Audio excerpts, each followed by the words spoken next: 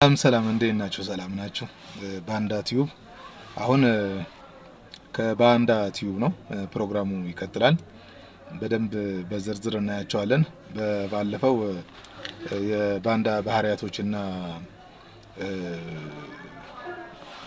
ስብዕናዎች በደንብ በዝርዝር አላየናቸውም፣ ግን በቁጥር እስከ 12 ድረስ አድርሰናቸዋል።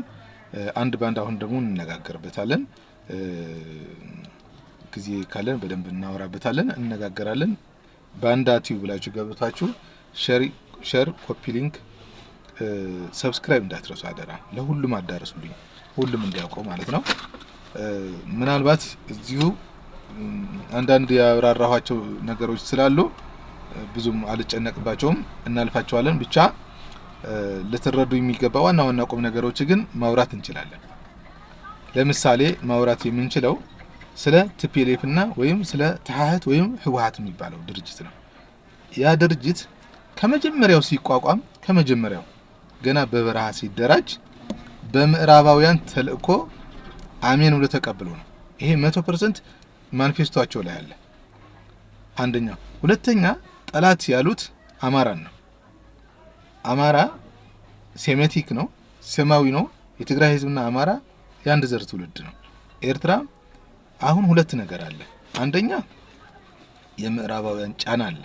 የምዕራባውያን ጫና ይሄ በሰሜን ኢትዮጵያ ያለው ማህበረሰብ አይበገሬ የማይሸነፍ በጣም ጠንካራ ህዝብና ስነ ልቦናው ደንደን ያለ የማይፈራ ጀግና ህዝብ ነው። ያ ጀግና ህዝብ ወይም ከተቻለ ከ10 ካልተቻለ ከ3 መክፈል አለብን ብለው ተነስተው ነበር። ያ ነገር ብዙ ጊዜ ሞክረዋል፣ አልተሳካላቸውም። በዚህ ዘመን ግን ቲፒኤልኤፍን ስላገኙ ተሳክቶላቸዋል። ለምሳሌ ኤርትራ ትግርኛ ቋንቋ የሚናገር ነው፣ ግን እንደ ትግራዋይ አይወሰድም፣ ኤርትራዊ ነኝ ይላል። ትግራይም ከትግራይ ከኢትዮጵያ ገንጥለው ትግራይ የምትባል አንዲት ሩብ እንጀራ ማታክል ክልል እንደ ሀገር ቆጥረው ራሳቸውን ንጉሳዊ እና ቤተሰባዊ ስርወ መንግስት መስርተው ለመኖር የሚሹበት ሁኔታ ነበረ። ሶስተኛ አማራም ከተቻለ ከ4 ከ5 ካልተቻለ ደግሞ በቃ እንዲጠፋ የሚል አላማ ነበራቸው። ይህንን አስፈጻሚ ያገኙ። ፍጹም ባንዳ አሜን ብሎ የሚቀበል ባንዳ እምነት የለው፣ ባህል የለው፣ ምንም አይነት ወግና እሴት የለው። ለዚህ ተቋቋመ። ስለዚህ ብዙ ጊዜ ማስረጃዎችና ቪዲዮዎች አሉኝ፣ እናቀርባቸዋለን ቀጣይ ማለት ነው። ስለዚህ ቲፒኤልኤፍ ደደቢት በረሃ ሆኖ አንድ አቋም አውጥቶ ነበረ። ኤርትራን ወዶም ሳይወድ እንገነጥለዋለን ነው አንደኛ። ሁለተኛ አማራ ጠላትና ገዢ መደብ ብለን እንደምንም ሌላውን ማህበረሰብ ብሔረሰብ አሳምነን አዲስ አበባ እንገባለን፣ 4 ኪሎ እንገባለን። 4 ኪሎ ከገባን በኋላ በጥቂት አመታት ትግራይ በህገ መንግስት ሰው እንገነጥላታለን ያለ ምንም ውጊያ ማለት ነው። ገንጥለን ከዛ ወደ ኤርትራ ወደ ሻዕቢያን ዘምታለን፣ ሻዕቢያን አስወግደን አባይ ትግራይ እንመሰርታለን ነው። በዚህ ያደረጉት የባንዳነት ስራ ልንገራችሁ።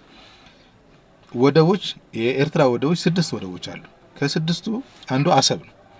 የአሰብ ወደብ በጣሊያንም በእንግሊዝም ተገዝቶ አያውቅም። ራስ ገዝ ነው። የወሎ ራስ ገዝ ተብሎ ነበር የሚጠራው። ምንም ከኤርትራ ጋር ምንም የሚያገናኘው ነገር አልነበረም።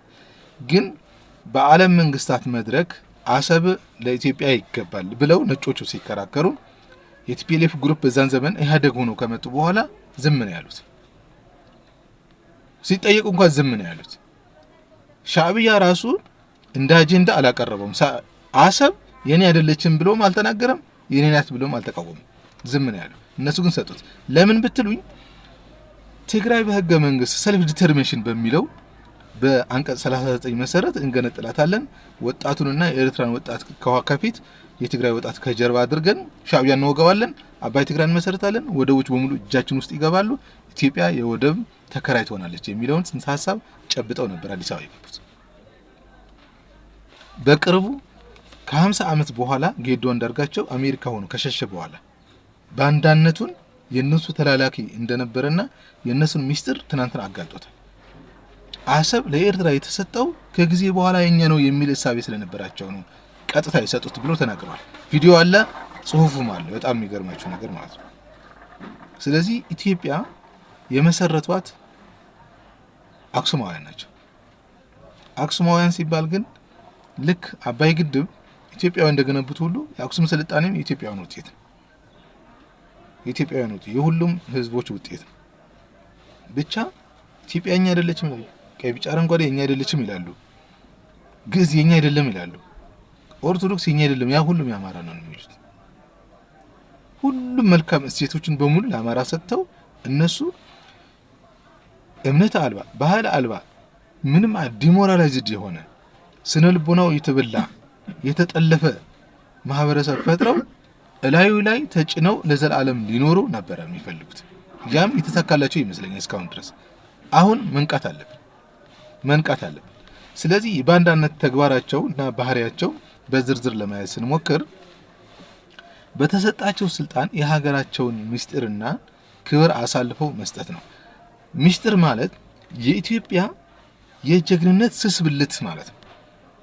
የጀግንነት ስስብልት የሰሜኑ ክንፍ ስለነበረ የሰሜኑ ክንፍ ላይ ደግሞ እነሱ ተፈጠሩ፣ አከርካሪውን ሰበሩት። እንዴት አከርካሪውን ሰበሩት ብትሉኝ ቲፒኤልኤፍ ከበረሃ ገና ሽፍታና ወንበዴ አሁን ወንበዴ ናት። ወንበዴ በነበረችበት ዘመን የመንግስትነት እውቅና ሳታገኝ መጀመሪያ አካባቢ በትግራይ ዙሪያና በዋግምራ አካባቢ የነበሩ ኢትዮጵያውያን ነጭ ለባሾችና መሳፍንት በሚል ስም እንዳለ ለቅማ ጨርሳቸዋለች። ኢትዮጵያ የሚሸቱ ኢትዮጵያን ያቆዩ ማለት ነው። ዛሬ ትግራይ የኛ ናት ምናምን የሚሉት ሀገራችን ትግራይ ምናምን የሚሉት ሁሉ ያቆዩላቸው እነዛ ናቸው። እነዚህ ማይሆ ቆራርሰው ሰጡ። እፍኛ አፈር አንሰጥም ብለው በአንድ ሳምንት ነው ያለቁት።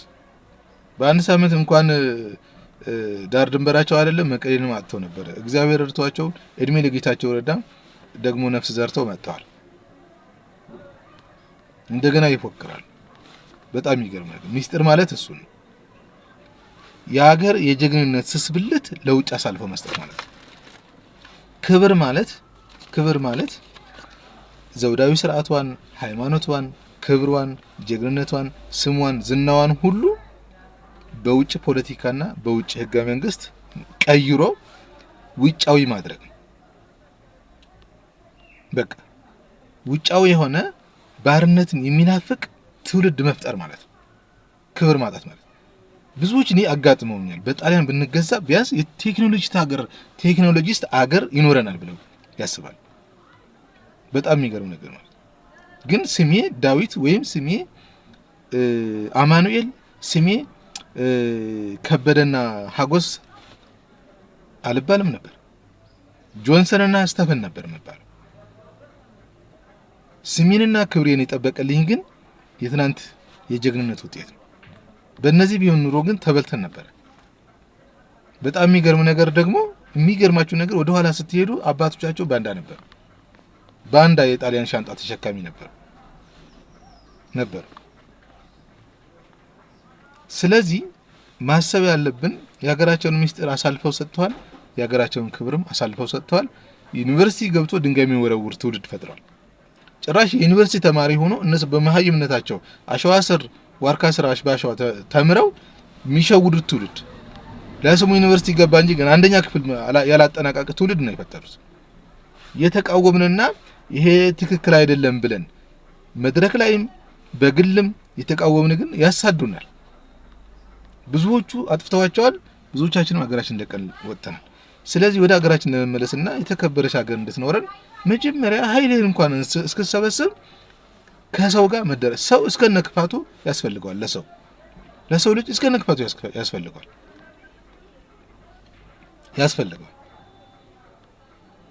ስለዚህ ጸረ ህዝብና ጸረ ትግራይ፣ ጸረ ኢትዮጵያ፣ ጸረ ምስራቅ አፍሪካ ናቸው።